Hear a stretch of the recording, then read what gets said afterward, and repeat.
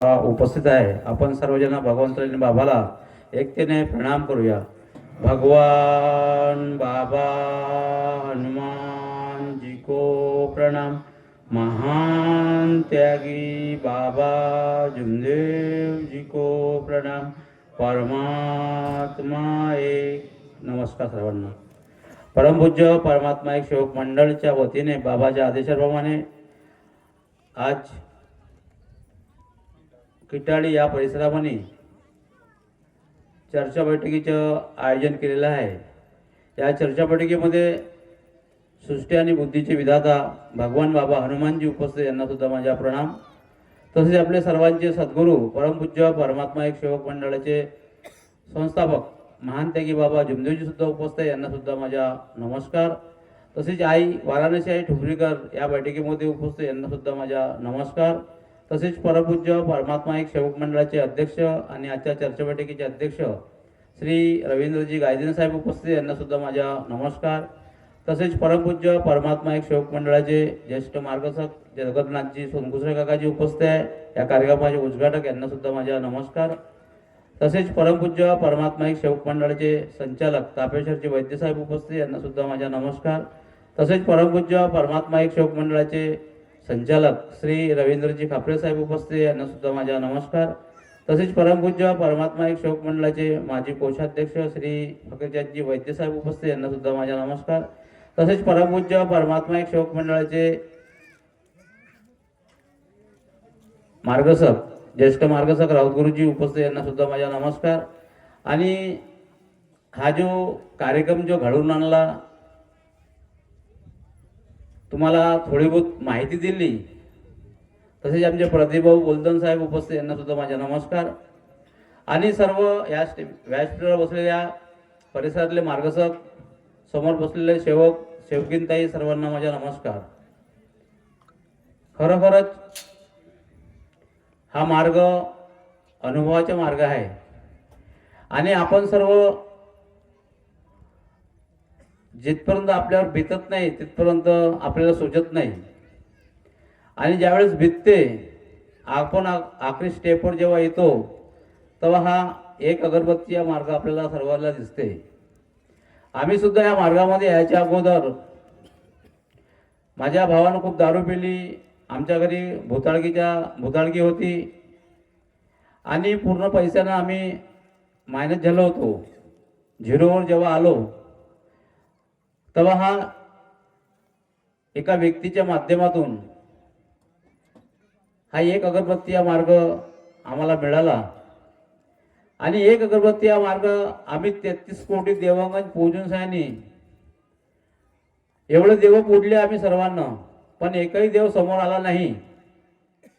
प्रत्येक देवाला कोंबडे बकरे जे काही म्हणलं आपण ते सर्व आपण दिलं, पण आपल्याला कोणताही देव समोर येऊन आपलं दुःख दूर केलेलं नाही. लेकिन ह्या एक अगरबत्ती या मार्गामध्ये महान त्यागी बाबा जुमदेवजीनं फक्त शब्दावर भगवंत उभा केला आणि शब्द मिळताच आपले संपूर्ण दुःख दूर झाले. हे प्रत्येक सेवकाला अनुभव आहे. आणि दुःख दूर झाल्यावर आपण मार्गदर्शकाकडे शब्द देतो, मी तत्व शब्द नियमाचे पालन करीन. पण आपण फक्त आपल्या स्वतःच्या स्वार्थासाठी तिथं वचन देतो. एका सेवकाचा अनुभव आहे. तो सेवक जेव्हा पैशानं पूर्ण बर्बाद झाला, दारू सट्टा जुवा लॉटरी तो पूर्ण जेव्हा झिरो झाला तेव्हा त्या व्यक्तीला हा एक अगरबत्ती या मार्गाची आठवण आली. तो मार्गामध्ये जेव्हा प्रवेश केला, मार्गदर्शकाने सांगितलं का तुला दारू सट्टा जुवा लॉटरी सर्व बंद करावं लागेल आणि संपूर्ण देवाचे विसर्जन करावं लागेल आणि एका परमेश्वराला तुला मानावं लागेल. त्या व्यक्तीने शब्द दिला आणि एका परमेश्वराला मानायला लागला. त्याची घरगृहस्थी उंचावली, सुख समाधानी राहायला लागला. पण त्या व्यक्तीची चुकी हे होती की तो आठवडी चर्चा बैठक किंवा 15वारी चर्चा बैठक त्या परिसरामध्ये होत होती, तिथं तो जायचा नाही. किंवा परमपूज्य परमात्मा एक सेवक वर्धमान नगर नागपूर या भवनामध्ये आठवडी चर्चा बैठक होते, तिथं सुद्धा जाणं त्यांना बंद केलं. त्याला दिशा वेगळी भेटली आणि हळूहळू तो व्यसनाच्या आहारी गेला. त्याला जुवा, लॉटरी आणि दारूचे व्यसन लागलं. तो दुःखाला पात्र झाला आणि जसा ज्यावेळेस तो होता तसाच तो पूर्ण मायनस झाला. आणि तो खावायला जेव्हा मोहताज झाला तेव्हा त्याला वाटलं का आता आपण दुबारा हा एक अगरबत्ती या मार्गामध्ये आपण जाऊ. पण त्याच्या घरी अगोदर भगवान बाबा हनुमानजी फोटो होती. आणि ज्या वेळेस तो मार्गसकडे गेला आणि तो अगोदरच मार्गामध्ये होता, त्याला मार्गदर्शन करून त्याले, कारण की आपल्यापाशी प्रत्येक व्यक्तीपाशी नियमावली आहे आणि त्या नियमावलीचे आपल्याला वाचन करायचे आहे किंवा चर्चा बैठकीमध्ये जाणं हे आवश्यक आहे किंवा 90 हवनामध्ये जाणं, पण आपण जातच नाही. आपण सर्व आपला परपंचच पाहतो, परमात्मा आपण पाहतच नाही. तर आपली दिशाभूल झाली, त्या व्यक्ती संपूर्ण दिशाभूल झाली. मार्ग सकाळ गेला. मार्ग सकाळ डायरेक्ट म्हटलं की तुला मी समजू शकत नाही, तू परमपूज्य परमात्मा एक सेवक मंडळ मध्ये जा. तो व्यक्ती सकाळी 10 वाजता परमपूज्य परमात्मा एक सेवक मंडळामध्ये गेला, पण तो बोलू शकला नाही कोणासोबत. मी 4 वाजता भवनामध्ये गेलो. मी नमस्कार केला भगवंताला आणि पाठीमागं जेव्हा ओढलो तेव्हा तो त्याचे दोघे नवरा बायको तो बसले होते. मी म्हटलं कसं का येणं केलं बाबा तू? अजिबाने मला मार्गसकारानं मला भवनात पाठवलं आहे, विचारपूस मला काही आपलं सांगायचे आहे. मी मग जगनाथ साहेबांना सांगितलं. जगनाथ साहेब म्हटलं यांचे काय आहे तुम्ही पाहून घ्या. जेव्हा विचारपूस जेव्हा त्यानं केली, त्या व्यक्तीने जे नाही करायचे ते काम करून टाकले. हे आपल्याला सोबत नाही. हा मानव धर्माच्या सेवकाले कधी सोबत नाही. आता मला ऐकायला भेटलं का कोंबड्याची काती पटाची होळ हे बाबांना आपल्याला बंद सांगितलेले आहे.